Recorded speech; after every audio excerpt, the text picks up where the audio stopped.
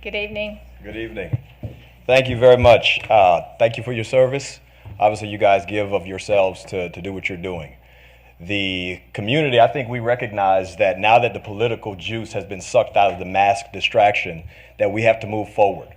And one of the things I wanted to thank you for tonight was the resolution, the non-discrimination resolution, the CRT deal, because it's happening. And as a parent, I speak to other parents, there's a few things that we don't want. I'm biracial, I'm bilingual, I'm multicultural. The fact is, in America, in North Carolina, I can do anything I want, and I teach that to my children. And the person who tells my little pecan-colored kids that they're somehow oppressed based on the color of their skin would be absolutely wrong and absolutely at war with me. And I think that's the same for every parent. What the mask showed us is that the parents, the most powerful group of people in our country, that they're taking back the wheel. Now, obviously, we had to take the wheel back for the mask, but we're taking the wheel back from Washington all the way to Raleigh and into our local school board. Because CRT, all of that, the parents don't want it. It's a big fat lie. There's not one, if you believe in CRT, I want to tell you you're a liar. Because that means you look at your black neighbor and say that they're oppressed, and you look at your white neighbor and say that they're evil, regardless of the experience that you've had with them. And we're not going to do that. The parents in the United States of America, right here in North Carolina and Cabarrus County, we know that's not true because we believe the lives we live. The fact is, I've been a business owner right here in North Carolina, and I deal with white people, black people, Hispanic people. My children deal with everybody. And the racism is only happening at the government level and on the media. The fact is, you have racists, and you can't even find them hardly. You just hear the stories about them. But this is what we're dealing with. The parents are taking the wheel. I have an 8-year-old daughter who is absolutely dynamic, who can do anything. Athletically, intellectually, spiritually, and emotionally, she is a dynamo. And I don't want a man swimming against her in the pool. The fact is, I don't want her playing against boys in soccer. I don't even let my sons rough her up. Do you think I'm going to let your son rough her up? This is what we're talking about. Policy going back to the parents. Because if you think people who love America are willing to fight for it, you haven't met parents yet.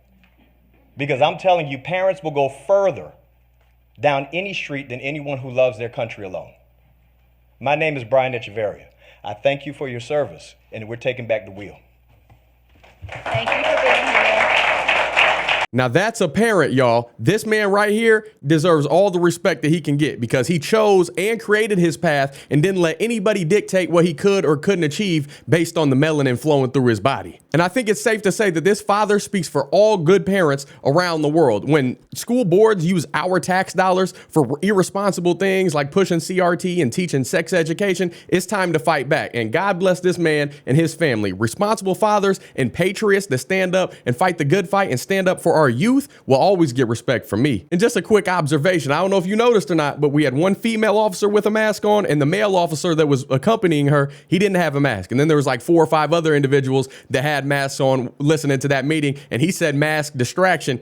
I saw a couple of them, they weren't even paying attention, or they just completely tuned him out because they didn't agree with him. And it's a shame because he nailed it right on the money, especially when he said the statement, the racism is only happening at the government level and on the media. And it's exactly right. Race hustlers on TV and in office are running wild in this culture we live in. Division sells. That's why they keep pushing it. And it makes these folks a whole lot of money. And we as a society, a lot of sheeple that go along with the day-to-day that are naive, that don't dive deeper and look for more information than surface level was pushed on these headlines, false or true. They've played right along to it in many scenarios. And the slavery and segregation wrongs, they've been made right, y'all. And we all have a sinful nature and a past that we aren't too fond of. Leave that garbage in the rearview mirror. We're past that hurdle. There's a reason the front windshield in a vehicle is a whole lot bigger. Your attention's supposed to be forward on what's in front of you, the things you can control now. I never held a slave. None of my ancestors probably held a slave. Matter of fact, I had some ancestors that were slaves. I'm part black. You know what I'm saying? So it really doesn't matter because look at today. Look at every role in society, from administration to top level executives to Hollywood actors, entertainers, and athletes. Black men and women are some of the most financially successful and influential people in the world and in all time, making hundreds of millions and billions of dollars in some cases. But racism is an issue? I call big time bullcrap on that sentiment. I'll never buy into it, because black, white, Puerto Rican, Asian, it doesn't matter what color, creed you are, what language you speak. If you're in America, home of the free, because of the brave, you have all the opportunities in the world to succeed. And if you don't, you have nobody to blame but yourself and who you see looking back at you in the mirror every single day. And I love how he moved into the sports topic, talking about men taking on women in sports, and even worse, when men feel like they can go into women's bathrooms just because some dude, biologically born male, had a little sugar in his tank, felt feminine one day, was confused. He thought he can go in, dunk on little girls like LeBron James, thought he could be Lionel Messi or Pele and running through a whole soccer field of little girls. That's not okay.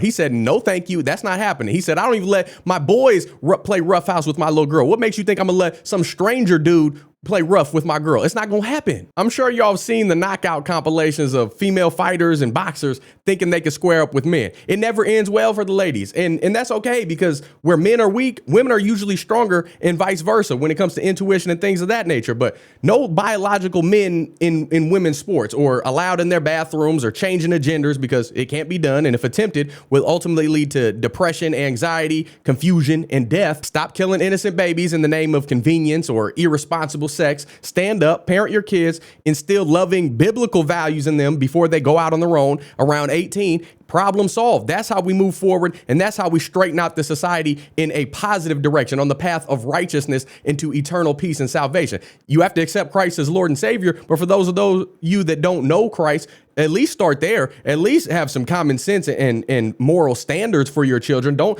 let them try to change up or go into this critical race ideology, fake ideology nonsense. At least have common sense and push them in a positive direction. None of this could go well. None of this stuff that we're arguing about in school boards and on the media and pushing in front of these kids, none of that can ultimately pay out in a positive direction. We need to be the kind of people that love God, get back to those values, and stand up when everyone else cowards out. The kind of people that are willing to be faithful no matter what's going on in society, and people are turning their back on God in honor of political correctness, being PC, because they don't want to be canceled. Who cares about all that? I'm striving for eternal peace and salvation, and we need to be salt and light of the earth. We need to elevate our communities and lift up everyone around us and get back to being the way we were created to be, loving your neighbor as yourself, not looking at your neighbor based on their pigmentation or lack thereof, lifting everybody up, because we all come from the same father and mother, Adam and Eve, and we were all created by God Almighty. Matthew 11, verse 28 through 30, Jesus says, "Come to me, all who labor and are heavy laden, and I will give you rest. Take my yoke upon you and learn from me, for I am gentle and lowly in heart, and you will find rest for your souls. For my yoke is easy and my burden is light." So what I think we all need to do is pray for your eyes to be open, pray for the Lord to open everybody in this crazy world we're living in's eyes, and say, Lord, lead us wherever you need us to go. We have complete faith in your plan, and we know ultimately you're in control. So erase all this